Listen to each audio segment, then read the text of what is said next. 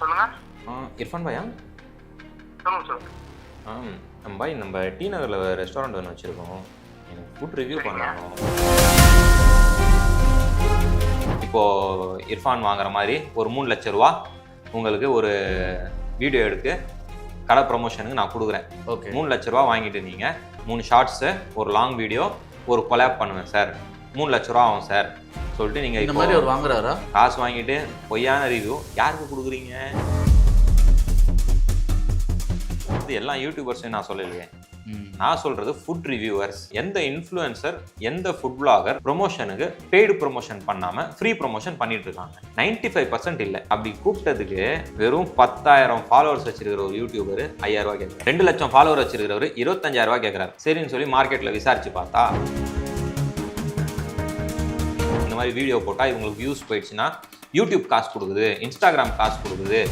இதில் தான் இவங்க இந்த சேனல்லாம் ரன் பண்ணுறாங்க. ஆனால் அப்படியே பொய்யுங்க சார். நான் இந்த மாதிரி கடை ஓப்பன் பண்ணியிருக்கேன் சார், எனக்கு ஒரு ரிவ்யூ தரீங்களா நான் கேட்குறேன். அப்படி கேட்கும்போது கூட இருக்கிறவங்க கப்பல் என்ன சொல்கிறாங்கன்னா, எங்கள் மேனேஜர் கிட்ட பேசிக்கோங்க, இந்த ஹீரோயின் எல்லாம் பண்ணுவாங்கல்ல, மேனேஜர் கிட்ட பேசிக்கோங்க, அந்த மாதிரி சொல்லிட்டு போயிட்டே இருக்கிறாங்க. யாருன்னு தெரிஞ்சுக்கலாமா? அதுக்கப்புறம் நான் சொல்கிறேன், இந்த மாதிரி நான் ஒரு ரெஸ்டாரண்ட் ரன் பண்ணுறேன், இதுக்கு எனக்கு ஒரு ரிவ்யூ கொடுங்கன்னு சொன்னால் ரிப்ளையே வரல. காசும் கேட்க, ஏன்னா காசு கேட்க முடியாதுல்ல என்கிட்ட. கேட்டா நான் தான் இப்படி வந்து பேசிடுவேனே. உலக நாயகன் கமலஹாசன் சார் படம் ரிலீஸ் ஆகுதுன்னு சொன்னாலே அவ்வளோ ஒரு ஹைப்பு. அவங்களே கடைசியா இன்ஃப்ளூயன்சர்ஸை கூப்பிட்டு ப்ரொமோட் பண்ற மாதிரி சூழ்நிலை ஆயிடுச்சு.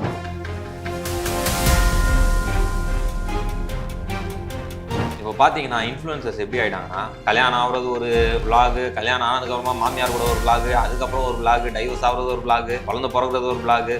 அது யாரை சொல்றீங்கன்னு தெரியுது.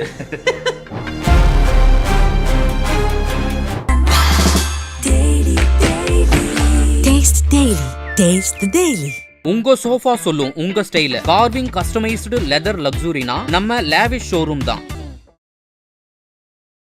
ரிஃப்ளெக்ட் வணக்கம். இன்னைக்கு நம்ம கூட யார் இருக்கான்னு பார்த்தீங்கன்னா, இவரை வந்து நீங்கள் வாரம் எப்படி இருந்தாலும் நம்ம வீடியோவில் பார்த்துருக்கீங்க. இவர் நிறைய விழிப்புணர்வான வீடியோ, நிறைய ஸ்கேம்லாம் வந்து பார்த்தீங்கன்னா இப்போ எக்ஸ்போஸ் பண்ணிட்டு இருக்காரு. சதாம் ஹுசைன் அவர் தான் பார்க்க வந்திருக்கோம். வணக்கம். வணக்கம். எப்படி இருக்கீங்க? நல்லா இருக்கேன். லாஸ்ட் வீடியோவில் பார்த்தோம், அந்த வீடியோவுமே வந்து பார்த்தீங்கன்னா ஃப்ரைட் ரைஸில் நடக்கிற ஸ்கேம்லாம் வந்து எக்ஸ்போஸ் பண்ணீங்க. ஆமாம். நம்ம வெளியே போய் இந்த சோயா சாஸ்லாம் வாங்கணும், ரொம்ப ஆச்சரியமாகவே இருந்துச்சு. அதெல்லாம் இத்தனை நாளாக வந்து நீங்கள் எல்லாம் உண்மைன்னு நம்பிட்டு இருந்த ஒரு விஷயத்த எவ்வளோ பொய்யானதுன்றதை நான் உங்களுக்கு காட்டினேன். அதில் வந்து பார்த்தீங்கன்னா நிறைய விஷயங்களை பேசணும். அப்போ நீங்கள் யூடியூபரையுமே ஒரு மாதிரி தாக்கி பேசியிருந்தீங்க. எனக்கு ஒரு பர்சனலாக ஒரு கொஸ்டின் இருந்துச்சு. எனக்கு நம்மளே ஒரு யூடியூபரு, நம்ம யூடியூப்பில் வந்து வீடியோ எடுக்க வந்திருக்கோம், ஆனால் ஒரு யூடியூபரை வந்து தாக்கி பேசுகிறாரு, யூடியூபரும் தப்புன்னு சொல்கிறாரு. எதை வச்சு நீங்கள் அப்படி சொல்கிறீங்க? யூடியூபர்ஸ்னால் வந்து எல்லா யூடியூபர்ஸையும் நான் சொல்லலையே. நான் சொல்கிறது ஃபுட் ரிவ்யூவர்ஸ், ஃபுட் இன்ஃப்ளூயன்சர்ஸ், இவங்களெல்லாம் தான் நான் வந்து தப்பாக சொல்கிறேன். எல்லாரையுமே அதையும் நான் தப்பாக சொல்லலை. எந்த இன்ஃப்ளூயன்சர், எந்த ஃபுட் பிளாகர் ப்ரொமோஷனுக்கு பெய்டு ப்ரொமோஷன் பண்ணாமல் ஃப்ரீ ப்ரொமோஷன் பண்ணிட்டு இருக்காங்க? 95% இல்லை, மிச்சம் ஒரு 5% தான் பண்ணிட்டு இருக்காங்க. ஒரு 10K ஃபாலோவர்ஸ் வர வரைக்கும் அவங்க ஃப்ரீயா பண்றாங்க.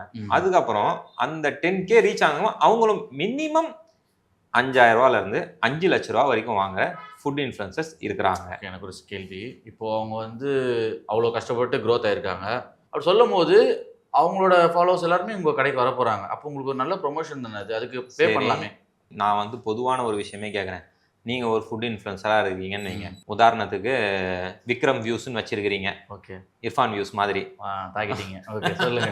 இர்ஃபான் வாங்குற மாதிரி ஒரு 3 லட்ச ரூபா உங்களுக்கு ஒரு வீடியோ எடுத்து கடை ப்ரொமோஷனுக்கு நான் கொடுக்குறேன். ஓகே. 3 லட்ச ரூபா வாங்கிட்டு நீங்கள் 3 ஷார்ட்ஸு, ஒரு லாங் வீடியோ, ஒரு கொலாப் பண்ணுவேன் சார், 3 லட்ச ரூபா ஆகும் சார் சொல்லிட்டு நீங்கள் இந்த மாதிரி ஒரு வாங்குறாரா? அதுதான் மார்க்கெட்டில் இப்போ நடந்துன்னு இருக்கு.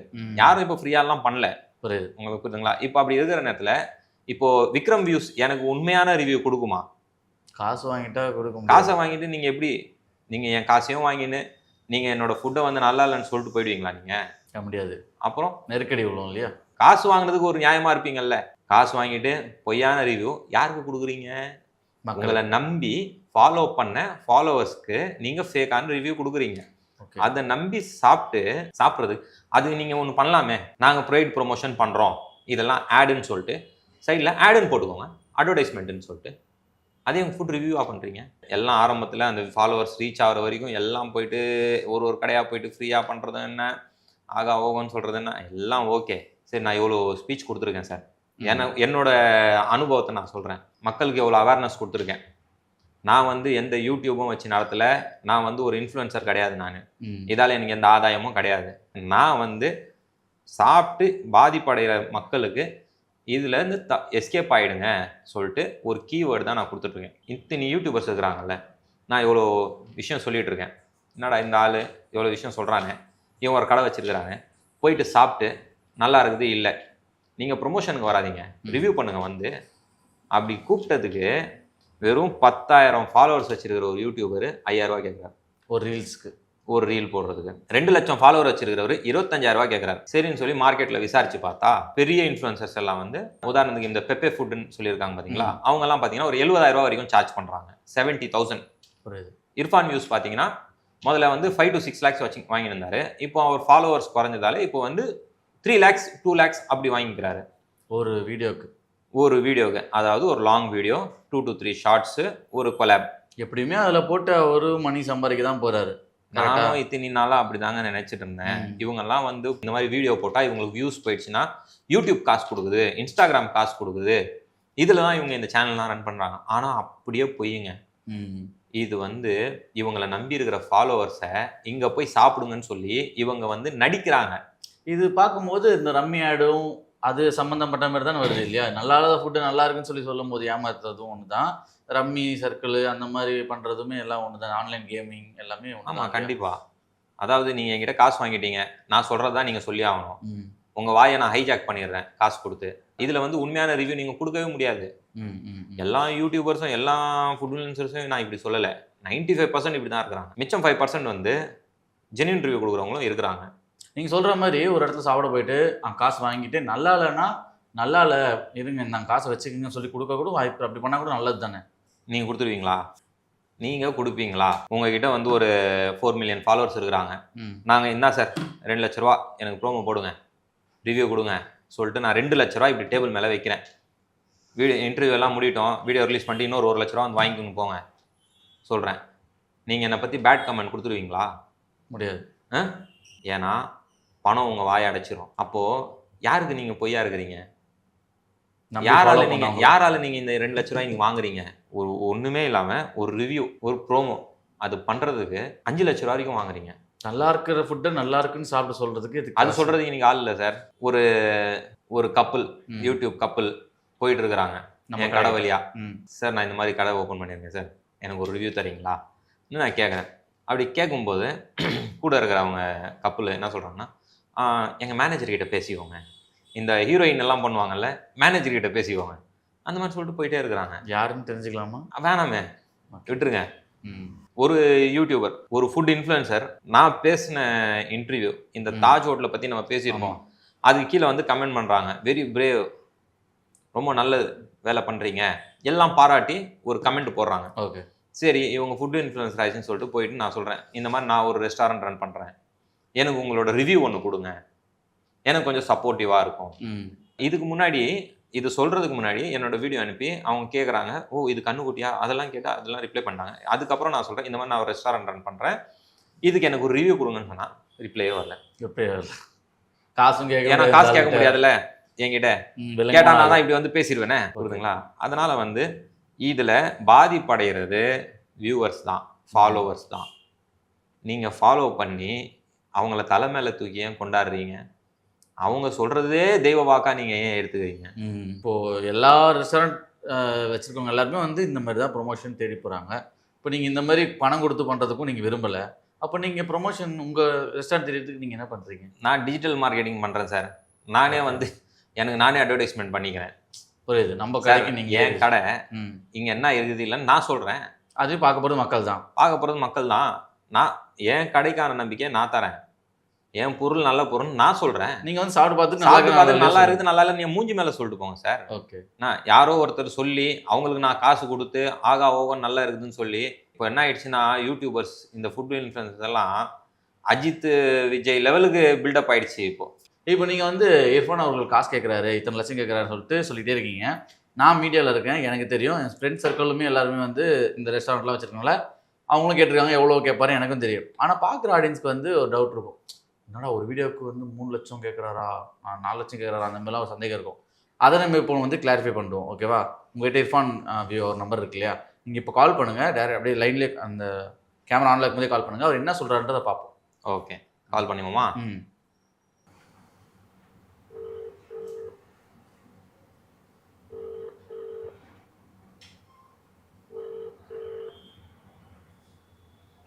ஹலோ, சொல்லுங்க. இர்ஃபான் பாயா? சொல்லுங்க. பாய், நம்ம டி நகரில் ரெஸ்டாரண்ட் ஒன்று வச்சுருக்கோம். எனக்கு ஃபுட் ரிவ்யூ பண்ணணும், பண்ணி தருவீங்களா? நீங்க எனக்கு உங்க ரெஸ்டாரண்ட் பேர் என்னது? ஹிபாச்சி கோல் ஹவுஸ். ஹிபாச்சி கோல் ஹவுஸ். ஓகே, நான் அது எனக்கு சும்மா அது லிங்க் அனுப்பிச்சிங்க, நான் பார்க்குறேன். ஓகே பாய், ஓகே பாய், இன்ஷால்லா நான் தேங்க்யூ. அஸ்ஸலாமு அலைக்கும். 1 hour later. இப்போ சங்கீத ஸ்வரங்கள் அப்படின்ற மாதிரி அந்த பாட்டு மாரி நம்ம கிட்டத்தட்ட ஒரு மணி நேரம் வெயிட் பண்ணி பார்த்துட்டோம். அவர்கிட்ட இருந்து இன்னும் கால் வரல. ஆமாம், கால் வரும்னு நினைக்கிறீங்களா? லிங்க் அனுப்ப சொன்னார் இல்லையா, எங்களோட ஹிபாச்சி கோல் ஹவுஸ்ன்ற இன்ஸ்டா லிங்க் தான் அவருக்கு அனுப்பியிருக்கேன். ஓகே, அவர் அதை ஓப்பன் பண்ணி பார்த்துருப்பாரு. அதில் நம்ம வீடியோஸ் எல்லாம் இருக்கும், வில்லங்கமான வீடியோஸ் எல்லாம் உள்ளே இருக்குது. அதனால் இந்த இன்ஸ்டா பேஜை பார்த்து ஒருவேளை இவன் சாவகாசம் வேணாண்டான்னு சொல்லி விட்டுட்டு இருப்பாரு, அவாய்ட் பண்ணுங்க, கால் வராது. அப்போ இப்போ பார்த்தீங்கன்னா ஃபுட் இன்ஃப்ளூயன்சர்ஸ் இந்த டக் வாக்குன்னு ஒருத்தர் இருக்கிறாரு. அவர்லாம் 1 lakh அவரோட பட்ஜெட்லாம். பெப்பே ஃபுட் எல்லாம் வந்து 70,000. இந்த மாதிரி நிறைய பேர் இருக்கிறாங்க. ஃபுட் இன்ஃப்ளூயன்சர்ஸ் மட்டும் இப்படி பண்ணுறாங்களான்னா இல்லை. இப்போ இருக்குது பாருங்க, நண்டு சிண்டுங்கெல்லாம் இந்த சினிமா துறையில் அவங்களோட ஆதிக்கம் எந்த அளவுக்கு இருக்குன்னா, ஓடாத படத்துக்கு கூட ப்ரொமோஷன்னு சொல்லி பண்ணுறாங்க. ஓகே, மர்மர்னு ஒரு படம் இப்போ லேட்டஸ்ட்டாக ரிலீஸ் ஆகிடுச்சு, பேய் படம். நல்லாவே இல்லை அந்த படம். அந்த படத்துக்கு ப்ரொமோஷன்னு சொல்லிட்டு ஹைப் ஏற்றுனாங்க பாருங்க இந்த யூடியூபர்ஸு. ஐயோ. ஓகே, இப்போ சின்ன சின்ன யூடியூபர்லாம் கூப்பிட்றாங்களே, அவங்களுக்கு என்ன மாதிரினா அங்கே நடக்கும்னா? அவங்களுக்கு எல்லாருக்கும் படம் பார்க்கறதுக்கு ஒரு பே வருது ப்ரோ. ஓகேங்களா? ஓகே, என் ஃப்ரெண்டு கூட 10K தான் வச்சிருக்கான். அவனை கூப்பிட்டு இருந்தாங்க மர்மர் படத்துக்கு, கூப்பிட்டு வந்து நல்லா பயன்படுத்துற மாதிரி. அவன் ஃபேமிலியே கூப்பிட்டு போனான், அவன் மட்டும்தான். ஆனால் கூட ஒரு 5-6 பேரை கூப்பிட்டு போய் பார்த்துட்டு வந்தான். இதெல்லாம் வந்து ஃபாலோவர்ஸை முடிஞ்ச அளவுக்கு ஏமாத்துறது. முடிஞ்ச அளவுக்கு அலர்ட்டாக இருந்துக்கோங்க. ஓகே, அலர்ட்டாக இருந்து கூட கிட்னி பிடுங்க கூப்பிட்றான்டான்ற மாதிரி கதை இதெல்லாம். ஓகே, சின்ன சின்ன படங்கன்னா அவங்க ப்ரொமோட் பண்ணுறதுக்கு வேற ஏதோ ஒரு வழி இல்லைன்னு சொல்லி பார்க்கணும்னு சொல்லிட்டு இந்த மாதிரி நண்டு சிண்டுங்களெல்லாம் யூஸ் பண்ணிக்கிறாங்க. ஓகே, ஆனால் உலக நாயகன் கமலஹாசன் சார் படம் ரிலீஸ் ஆகுதுன்னு சொன்னாவே அவ்வளோ ஒரு ஹைப்பு. அவரு கூட வந்து Simbu sir combination, Maniratnam sir combination, Trisha எல்லாம் வந்து பெரிய ஸ்டாரு. அவங்களே கடைசியாக இன்ஃப்ளூயன்சர்ஸை கூப்பிட்டு ப்ரொமோட் பண்ணுற மாதிரி சூழ்நிலை ஆயிடுச்சு. நம்ம இது வரைக்கும் ஃபிலிம் இண்டஸ்ட்ரியில் யாரும் பண்ணாதது தக் இன்ஃப்ளூயன்சர்ஸ்னு சொல்லியே தனியாக கூப்பிட்டு பண்ணுறாங்க. ஓகே, இன்டர்வியூ வந்து இந்த சின்ன சின்ன இன்ஃப்ளூயன்சர்ஸ் எல்லாம் பார்த்தீங்கன்னா சிம்பு சாரை இன்டர்வியூ பண்ணுறாங்க. சிம்பு சாரை இன்டர்வியூ பண்ணுறாங்க. யார் சிம்பு சாரு? யார் நம்மளுக்கெல்லாம்? அவரெல்லாம் பார்க்க முடியாத, எங்கள் கடை பக்கத்து தெருவில் தான் அவர் வீடு இருக்குது, அவரை இது வரைக்கும் நான் பார்த்தது கிடையாது, அவரெல்லாம் பார்க்க முடியாதான்னு ஏங்கின்னு இருக்கிறோம். ஆனால் இவங்கெல்லாம் போயிட்டு அசால்ட்டாக படத்துக்கு அவங்க படத்துக்கு இவங்க ப்ரொமோஷன் பண்ணுறாங்க.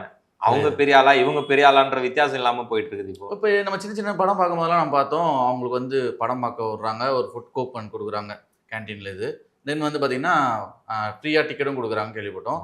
இந்த மாதிரி பெரிய பெரிய படம் பார்த்துட்டு வெளியே வரும்போது மைக் வச்சு நிற்கும்போது அங்கேயும் போய் பேசி தான் ஆகணும் இவங்க. ஓகே, புரியுது.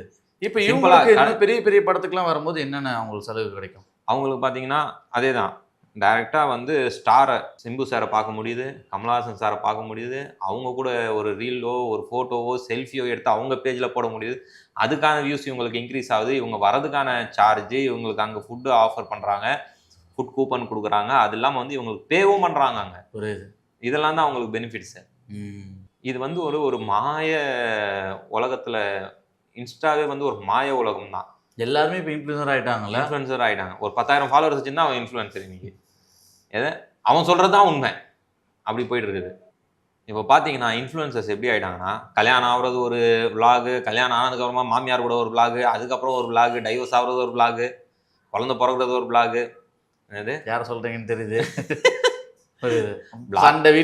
இவங்க வாழ்றாங்களா இல்லை வாழ்க்கையே நடிச்சுன்னு இருக்கிறாங்களா? விளாகுன்னு ஒண்ணுமே புரிய மாட்டேங்குது. இதை பார்த்து வர ஜென்ரேஷனு நான் டாக்டர் ஆகிறேன், இன்ஜினியர் ஆகிறேன், என்னது நான் வந்து ஒரு பிசினஸ் மேன் ஆகிறேன்றதெல்லாம் போயிட்டு நான் ஒரு இன்ஃப்ளூயன்சர் ஆக போறேன்ற காலகட்டம் இவங்க எடுத்துன்னு வந்துட்டாங்க. பொண்ணை பார்க்கும்போது கேமரா ஃபியர் இருக்கா, உனக்கு கண்டென்ட்லாம் பண்ண தெரியுமா அப்படி நான் கப்புள் பிளாகர்ஸ் பண்ணலான்ட்டுலாம் கேட்பாங்க போல இருக்கு. ரொம்ப மோசமா போயிட்டு இருக்குது. அதாவது டாக்டர் ஒரு ப்ரொஃபஷனல், இன்ஜினியர்ன்றது ஒரு ப்ரொஃபஷன், நான் பிஸ்னஸ் மேனுன்றது அது ஒரு ப்ரொஃபஷன். இதெல்லாம் போயிட்டு யூடியூபர் ஆக போகிறேன், இன்ஃப்ளூயன்சர் ஆக போகிறேன். இதிலெல்லாம் வந்து அதாவது வருங்காலம் அழிவை நோக்கி போயிட்டுருக்கு. அவ்வளோதான். இதுக்கெல்லாம் வந்து வியூவர்ஸ் நீங்கள், ஃபாலோவர்ஸ் ஆகிய நீங்கள் நேரில் போய் பாருங்கள், உங்களுக்கு என்ன பிடிக்குதோ அதை சாப்பிடுங்க. அவ்வளோதான். இவர் சொன்னார் அவர் சொன்னார்னு சொல்லிட்டு இவர் சொன்ன படத்துக்கு நான் போகிறேன். எங்களுக்கெல்லாம் வந்து தலை படம் ரிலீஸ் ஆயிடுச்சுனா தான் கொண்டாட்டம், தளபதி படம் ரிலீஸ் ஆயிடுச்சுனா தான் எங்களுக்கெல்லாம் கொண்டாட்டம். எங்களுக்கெல்லாம் இப்படிலாம் யாரும் இன்ஃப்ளூயன்சர் சொல்லி படமெல்லாம் நாங்கள் போய் பார்க்கல. எங்களுக்கு படம் வந்து எங்கள் தலைவர்கள் படம் ரிலீஸ் ஆயிடுச்சா அன்றைக்கி எங்களுக்கு கொண்டாட்டம் தான். நாங்கள் இப்படி தான் வாழ்ந்தோம். இதுதான் நாங்கள் 90s கிட். இப்போ நீங்கள் வந்து பொய்யா வாழ்ந்துன்னு இருக்கிறீங்க. ரியாலிட்டிக்கு வாங்க. ஏமாந்துட்டு இருக்கீங்க. போயிட்டு அவர் சொன்னார் போய் சாப்பிட்டு நல்லான்றது, அவர் சொன்னாங்க படம் பார்க்கறது, அந்த மாதிரி நீங்கள் வந்து யாரோ ஒருத்தர் சொல்கிறாங்கன்றதை பார்த்து நீங்கள் ஏமாந்துட்டு இருக்கீங்க. ரியாலிட்டிக்கு வாங்க, உங்கள் உண்மையான வாழ்க்கையை வாழ கற்றுக்கோங்க. யார் சொல்லியும் யாரும் வாழணும் நீங்கள் அவசியமே கிடையாது. அவங்க வாழ்க்கையை அவங்கவுங்க வாழுங்க. அவங்களுக்கு பிடிச்சமான சாப்பாடை சாப்பிடுங்க, நல்ல ஹெல்த்தியான ஃபுட்டை சாப்பிடுங்க. நீங்கள் வந்து தயவு செஞ்சு போயிட்டு ஒரு மாய வலையில் மாட்டிக்காதீங்க. ஆக மொத்தத்தில் நீங்கள் சொல்கிறது வந்து பார்த்தீங்கன்னா, ஒரு இன்ஃப்ளூயன்சர் மாயைக்குள்ளே போய் மாட்டிக்காதீங்க. உங்களோட டிசிஷன், உங்களோட உங்களுக்கு பிடிச்சதை நீங்கள் பண்ணுங்கன்னு சொல்லியிருக்கீங்க. அதை பார்க்குற வியூவர்ஸ்க்குமே வந்து பார்த்தீங்கன்னா ரொம்ப யூஸ்ஃபுல்லாக போய் அமையும்னு நினைக்கிறேன். ஏன்னா எப்போவுமே ஒரு சிக்கன் அப்படி நான்வெஜ் சாப்பிடாதவங்க அப்போ நான் நான்வெஜ் சாப்பிடல தப்பிச்சிட்டேன் அப்படிலாம் இருப்பாங்க. இது வந்து பார்த்தீங்கன்னா எல்லாருமே பண்ணுறது, சராசரியாக பண்ணுறது, அவங்களுக்கு பிடிச்சவங்க லைக் பண்ணுறது. இது வந்து ரொம்ப ஒரு யூஸ்ஃபுல்லாக இருக்கும்னு சொல்லிட்டு வியூவர்ஸ்க்கு எதிர்பார்க்குறேன். அதேமாரி உங்களுக்கு யூஸ்ஃபுல்லாக இருந்துச்சா, இவர் சொல்கிறதுல கரெக்டான்றதை கீழே கமெண்ட் செக்ஷனில் சொல்லுங்கள். அதை படிக்க ரொம்ப ஆவலாக இருக்குது. இதேமாரி இன்னொரு உண்மையான சம்பவத்தில் வந்து உங்களை மீட் பண்ணுறேன். வாய்ப்புக்கு ரொம்ப நன்றி.